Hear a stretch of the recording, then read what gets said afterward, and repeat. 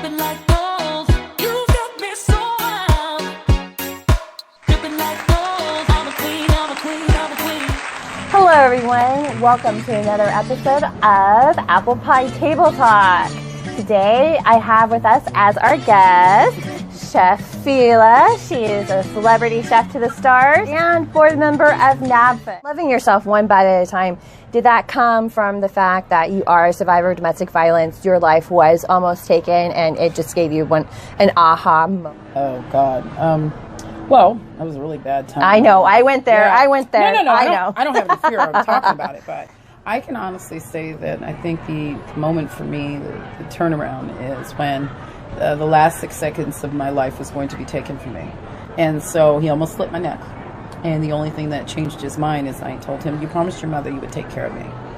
And that made him take the knife away. But not the fact that I begged him for quite a few minutes about my children and things like he was so bad he let me talk to my children before he was about to cut my neck. So let me tell you, this guy was crazy and very sick. But I did not let that kind of push me over the edge. For a whole year, it bothered me.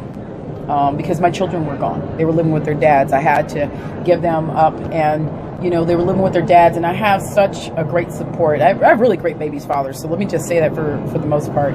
They're amazing. And they really stood by me in my time of need. And how many babies' fathers would do that? I got 4, and my ex-husband really didn't have to deal with him that much. I just kept my distance, and the other 2 were just so wonderful. They really looked out, and they hated that had happened to me. But like I said, it can happen to anyone. The book really didn't have anything to do with that, to be honest with you. So what was the book birthed from then? The book was it's more like rebirth, if you think about it, right? So I'd already healed from what had happened to me, but I was creating this new synergy in my life. On my feet very quickly. I didn't stop. I joined another chef company, and I'm actually currently still working with her. And I have my own business also too, called Artistic Flowetry. And Artistic Flowetry. Tell us a little bit about that. That's so unique. I love the title. How did you come up with that, and what's it about? I know, so many questions. No. Me singing in the kitchen. My daughter painting. It's about art. And my sister, when the HBO Poetry Award, she's retired from the entertainment industry also. Yeah, she was a famous poet. So, she spoken word. Her name was Spiffy. Very quick. And I mean quick. We're 8 years apart. And she was so spiffy with her words. I mean, she was amazing. Being artistic in any way possible, it's really about the talent within oneself. So being artistic can come from anywhere. It's the mind, body, and the soul of the person. And everybody has a talent. I don't care what you say. Everybody has a talent. What's your talent? Mm-hmm. Well, I'm a painter. I'm a torch artist. I'm a writer, and business optimization processes, seeing people's potential, bringing out their potential and their purpose. And my main gift is healing. I love to heal people. I have felt since I was a little girl that I was meant to bring healing to this world, and that's what I'm doing through the Apple Pie movement. It's bringing healing to humanity. Right. And I still heal from that sometimes. I look back on some of the things that I could have done differently, but another thing you have to do is just forgive yourself and move forward. That's true. Yeah. Because you have to go through your dark night. Sometimes you just have to go through your dark night to learn to trust the process of life. And in trusting life, learn to trust yourself. Because when you trust yourself, you can be present. And that's what this is about. This experience here in life is being sentient, being present, being conscious. We don't know what happens for sure when we die, when we leave this world. Right. But what if this is just the first little step in some bigger plan that we know nothing about? Right. And in that next step, that next process, we need to have that strength of presence, of sentience. So we go through these dark nights, we go through these challenges, and we overcome, and it makes us grow, and it makes us trust ourselves. Do you feel like now you trust yourself more than you ever did after overcoming that? Yes, I say it's a rebirth. I chose to leave the domestic violence life in the past, and there's nothing wrong with that. I chose to forgive myself for all the decisions that I made due to fear. Because you fear do. of being You're critiqued. ruled by fear. Right. You are. I didn't You want are. to be criticized for the decisions I made, but what I wanted to be known for really is to be able to give that energy to somebody else and share that energy to where you don't have to play victim. You don't have to play victim all your life. You don't have to, because see, the thing is, you can't give that person the power over you. You give that person the power when you continue to live in fear. I'm not scared anymore. I'm not. And the thing is, I chose to pick up and be born again. Okay, so let me say that. Pick up, leave what's in the past, rebirth, and be born again as Fila. So your present is I'm what present. defines you now, Yeah. not your past. No. You are a survivor of domestic violence, but you're a survivor. You're not a victim. Right. So there's a difference. You're not defined Right. by your past. Right. Yeah. People always have comments, and people always have criticism, whether it be positive or negative, about what they think you should do and the decisions you should make. Let me tell you something. The best thing you can do for yourself is believe in yourself. Yes. And to heal you. Don't worry about everybody else. Because inside is where the talent is. Remember, everybody has talent. That talent comes out, that energy comes out, that positivity comes out, and you feel good about living again once you leave that in the past. Like I said, you don't have to become a victim. You never forget. And so I still use a lot of those platforms, to help other women heal and to really give them advice, especially when it comes to Department of Children and Family Services, where they try to portray you to be this person that you're not. And that's what I didn't appreciate. They had no idea. Had they interviewed me in another, room, aside from the man that was trying to kill me, they would have really noticed that I needed help. But because they didn't care, they're not for the parents, that they didn't care to interview me in that way. They just wanted me to die afterwards.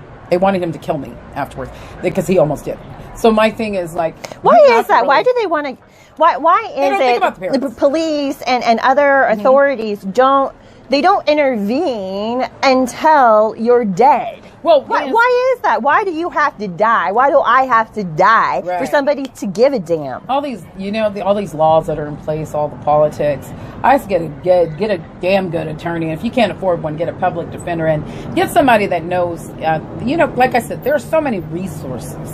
I actually, was able to go to therapy, and I understood why I did some of the things that, and I realized it was fear. And Well, yeah, when you have somebody trying to kill you, domestic violence or not, we all have been through something. I know it. Matter of fact, I know a young man right now, foster kid, now football player. Okay, I'm very proud of him right now. And I remember him telling me, "If I make it, I want you as my chef." And then this kid beat the odds. Had foster parents. One of his foster parents just passed away. It was very sad, but he could have become, became a statistic, but he chose not to. He's an inspiration to a lot of these foster kids that think that you're supposed to become a statistic, and that's not true. it's your socialization. Right? You can make it. And at the end of the day, you just got to pull through. You got to pull yourself out of the rut. You got to pull through, and you got to keep telling yourself that this is it, kiddo. You get one life, and you got to make the best of it. Tons of food for doctor. Now, keep in mind, he's a doctor, and he still wants a chef. And the thing is, He's a smart man. Yeah, and then he's disciplined. This man, I'm telling you, when I put him on keto, he lost 38 pounds, and he has kept it off, and looks amazing. But he's very, very disciplined. You right? have to be if you want to lose weight and keep it off. You have to be. He used to not do coffee. He used to just do coffee in the morning. He might have a cereal or oatmeal, but he stopped all of that once he did keto. And then he was having lettuce wraps for lunch every day, 3 lettuce wraps, and then dinner would be sensible. No carbs he would do no carbs, which I used to tell him you'll get keto brain flu. Yeah, you'll get keto brain fog. So the thing is, your head will start hurting. You gotta incorporate some carbs. You just want a standard 20 grams of carbs. I can have bacon. I'm not gonna lie. I love bacon. Some people don't do pork. I do. Okay, I do bacon. I can never be a vegetarian because I love my bacon too much. Yeah. I put bacon in my stuffing, my green beans. My grandmother is from the South, so Oh, so you know. Yeah, so she knows. We do pork. bacon and everything. Yeah, I like pork belly. That's my favorite. That's a Filipino thing. I love pork belly. However, don't eat it as much, right? Moderation, right? I don't eat bacon as much. The kids love bacon on the week. Us chefs, we taste as we eat. I mean, we taste as we cook. So in your mind, when you're putting that food in your mouth and you're chewing and you're tasting, it tells your brain that you're already full. So if you're tasting all day, you pretty much have had almost a full meal, right? Small bites, amuse-bouche. That's why so many chefs are have weight problems. I gained 20 pounds in culinary school. Yeah, and that came off really quick. But I actually I did keto too back then, and I just got off, took the weight off and stuff. But let me tell you, all of this is moderation, right? It's true. Yeah. That's how I lost my weight. I gave up desserts, I gave up alcohol, and I allowed myself either 1 decadent dessert or 2 martinis on the weekend. And I still keep to that. Yeah. You save your calories and you save them up and budget your calories for when you want to enjoy them. So then you don't feel deprived. And this time I lost the weight and I kept it off. I've always been a big girl my whole life. I've struggled with diets. I've probably tried almost every diet out there on the market. I even tried Atkins one time. I made it about a week. And then for some reason I had a package of hot dog buns. I got rid of all of the carbs in my house, but these hot dog buns, I made an entire week, and then I just broke down at like midnight, and I sat there and I opened up this package of hot dog buns, and I just started just stuffing them in my face. So I realized I could not do Atkins. I felt like such a failure. So this last time when I finally decided to lose weight, I thought, you know what? I've tried everything. I've had personal trainers. I've done the measuring your carbs and your fat and your protein and all of that, and I just never was able to lose it and keep it off. So this time I just made up my own way of doing things. And I just decided, you know what, I'll cut out desserts because I love chocolate. I love dessert. I love a good rich mousse or cherry souffle or just something very decadent and rich. I know, I'm so old school. Right. Cherry souffle. I'll throw in bananas Fosters. A whole lot of Myers rum on that. No, I'm just joking. I don't drink, so so to me it's like I rarely drink. I might have a drink on occasion, but I don't do all those drinks. But the desserts, not really. Desserts aren't a big thing for me. I mean, I do love baking, but I don't like eating it. And my weakness is rice. Asians love rice. We can't live. And that's how I got big. My mom stuffed me with rice. I have to eat your food sometime. I'm so sold on your dishes. You gotta come to a nap from that. Well, I'm a member now, so I will one time. Yes. I will eventually. You are a member. Yes. I'm so excited she's a member. She joined what was it, about a month ago? Yeah. So she's a new NAFTA member. It's great. By the way, we don't discriminate just because we're an African American organization for women. We don't discriminate, all women are included. Yes. We're all inclusive. I'm included. So I mean, it's about sisterhood. It really is about sharing and networking with each other. So, and I really appreciate that because with what I'm doing for the apple pie movement, I need help. I was raised in a fundamentalist cult. I don't know. People try to name drop around me, and it's not impressive because I don't know. I don't know who they're talking about most of the time. It's like I need people who know people because I don't even know who I should know in all instances. So a lot of the name dropping thing goes on. It's like when because I do that. I mean, I'm guilty of that too. Some of the people that have inspired me around. Sometimes you just do it because you really, really do enjoy some of the people. Like when you're name dropping somebody, most of the time for me, I enjoy some of the people that have actually had the chance of being in their presence. Well, because you enjoy energy. Yeah, positive energy. And even when it's negative, let me tell you something. You can be in a room full of negative people. And as long as you're conscious of that, you don't have to take anything that you want to in. You know what I mean? You can project energy. And you can push off the negative energy. You really can. Let me tell you something. 9 times out of 10, you're going to stand out. I did. I mean, I've had people just come to me, hey, and I've had some celebrities call me when they're in town. Hey, Fila, I have a budget. This is what we're looking for. You think you can hook us up? It's a networking thing, right? They know they can call me up and say, hey, Fila, we can do A, B, and C. Well, what can you do for us? What's up? Because you're a down-home person. Oh, yeah. Well, what you see is what you get, you know. And I appreciate that and respect that about you. Otherwise, I wouldn't be interviewing you for my show. Thank you. I look forward to seeing you all next week for another Apple Pie Table Talk. Thank you so much. Have a great week. Have a great week. Bye. Bye.